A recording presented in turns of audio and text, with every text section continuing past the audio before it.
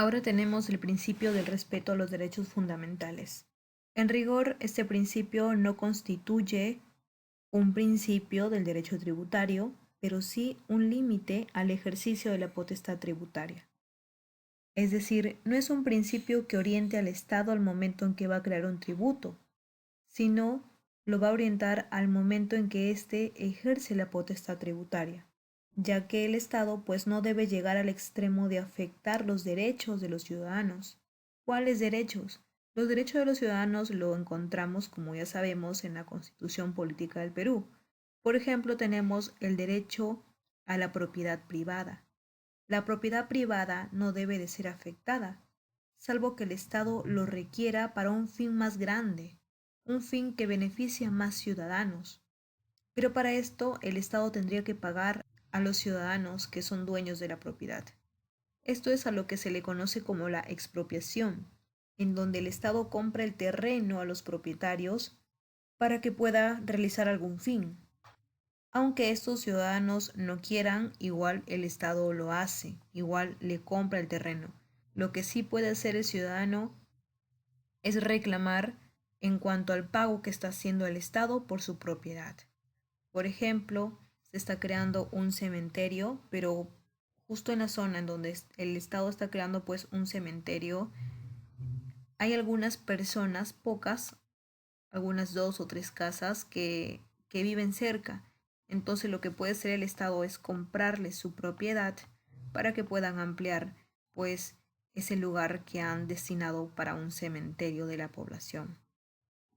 Otro ejemplo es, como ya hemos mencionado, del impuesto mínimo a la renta. Por ejemplo, este impuesto también afectaba a la propiedad, ya que este impuesto nos decía, aunque la empresa haya tenido pérdidas, igual debería de pagar el impuesto a la renta.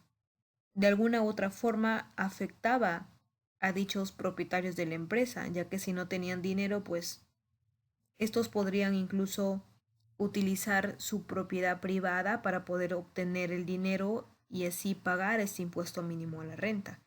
Entonces, de alguna u otra forma, este impuesto afectaba al derecho de la propiedad privada. Otro ejemplo de derecho de los ciudadanos vendría a ser el secreto bancario. Sin embargo, este tiene excepciones. Si es que el juez ordena la autorización al banco de brindar cierta información, esta información pues es revelada, ¿no? Entonces la SUNAT en algunos casos que necesita información, pero que están protegidas por secreto bancario como derecho a los ciudadanos, lo que tiene que hacer es ir a ver a un juez y mediante el juez es en donde la SUNAT pues obtiene dicha información que está protegida por secreto bancario. Y así hay muchos derechos de los ciudadanos que nosotros podemos encontrar en la Constitución Política del Perú. Entonces, la norma tributaria en ningún caso debe transgredir los derechos fundamentales de la persona. Y es en esto en que consiste el presente principio. Ahora tenemos el principio de no confiscatoriedad.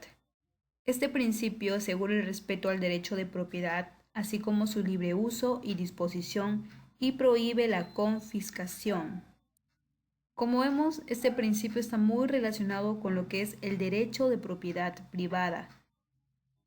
Es decir, si es que uno vulnera el derecho de propiedad privada, no simplemente estaría atentando o yendo en contra del principio de respeto a los derechos fundamentales que hemos visto anteriormente, sino que también podría estar vulnerando el principio de no confiscatoriedad, ya que este se relaciona específicamente con el derecho de propiedad de los ciudadanos. ¿Cuándo un tributo es considerado confiscatorio? Un tributo es considerado confiscatorio cuando su cuantía equivale a una parte sustancial, una parte importante del valor del capital, de la renta o de la utilidad, o cuando viola el derecho de propiedad del sujeto obligado. Sin embargo, en nuestro país, los límites de este principio no están establecidos de manera específica. No hay, por ejemplo, una tasa que diga a partir del 20% o del 30% o del 40% se va a considerar que este impuesto es confiscatorio o que está afectando a la propiedad privada. No existe un límite confiscatorio, sino que La aplicación de este principio depende de las circunstancias de tiempo y lugar y según los fines económicos sociales de cada tributo. A diferencia, pues, de otros países en donde sí tienen establecido este límite. Por ejemplo, la sentencia del Tribunal Constitucional alemán, el 27 de julio del 95, consideró que un tributo era confiscatorio cuando su gravamen era superior al 50% de la riqueza del contribuyente. En cambio, aquí en Perú no existe ese límite, sino que el Tribunal Constitucional es quien va a evaluar si es que un tributo es confiscatorio o no. Este va a evaluar si es que el monto es alto o desproporcionado, tanto que afecte pues a la propiedad del ciudadano. Un ejemplo tenemos en el impuesto a los juegos de casino y máquinas tragamonedas. Anteriormente hubo ciertos problemas. En sus inicios, en primer lugar, la tasa de este impuesto la habían fijado por decreto supremo, por lo que estaba vulnerando el principio de reserva de ley. Luego modificaron todo esto y el impuesto salió mediante una ley y la tasa figuraba en dicha ley, por lo que todo estaba en orden. Sin embargo, el porcentaje era del 20%. Entonces, todos aquellos que pagaban este impuesto de juego a los casinos y máquinas tragamonedas se unieron, era una asociación que lo llevaron este caso al Tribunal Constitucional. Ellos mencionaban que estaban afectando a su propiedad. ¿Por qué? Porque ese porcentaje del 20% lo aplicaban a su utilidad, es decir, luego de descontar los premios que habían entregado. Pero de igual manera ellos pagaban impuesto a la renta, que en ese entonces era pues un 30%. Y el impuesto a la renta se calcula también en base a la misma utilidad. Entonces, en base a la utilidad que tenían, pagaban impuesto a la renta, que era un 30%, y además pagaban un 20%, que es del impuesto a los juegos de casino y máquinas tragamonedas. Entonces, pagaban en total un 50% como impuestos, por eso que lo llevaron al Tribunal Constitucional y este les dio la razón. Por lo que este impuesto pues ha cambiado ya, ahora el porcentaje es distinto y la forma de cálculo también. Y finalmente vamos a hablar sobre un principio implícito que dijimos que este principio se desprendía del principio de igualdad, el cual es el principio de capacidad contributiva.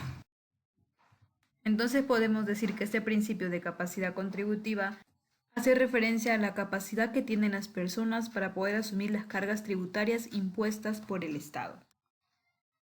En otras palabras, podemos mencionar que la capacidad contributiva es la aptitud económica personal para soportar las cargas públicas en mayor o menor grado, es decir, teniendo en cuenta pues las condiciones particulares de cada uno de los individuos.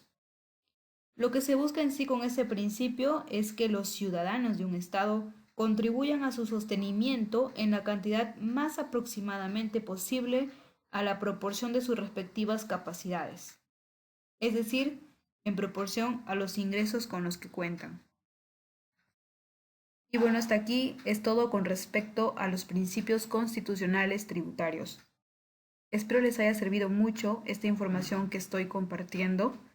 Cualquier duda pueden escribir en los comentarios y no olviden compartir este video para que otras personas también puedan acceder a esta información.